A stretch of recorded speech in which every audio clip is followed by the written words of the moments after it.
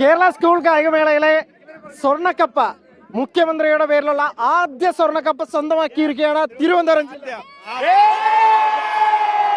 അപ്പം ഒട്ടും എതിരില്ലാതെ 1825 പോയിന്റുമായാണ് തിരുവനന്തപുരത്തിന്റെ കുട്ടികൾ ആ കനക കിരീടം തിരുവനന്തപുരത്ത് തന്നെ ഊട്ടി ഉറപ്പിച്ചിരിക്കുന്നത്.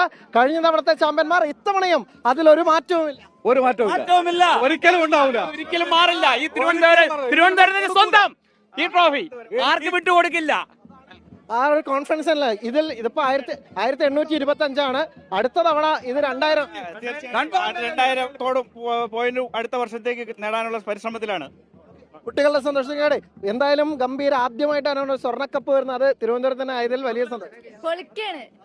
പൊളി മൂടാണ് എല്ലാവർക്കും. തിരുവനന്തപുരത്തിന്റെ ആഘോഷം ഇവിടെ തീരുന്നില്ല, ഒരിക്കലും തീരില്ല. കണ്ണൂരിലുണ്ടാവും വിളി എന്ന ആർപ്പ്. കണ്ണൂരിൽ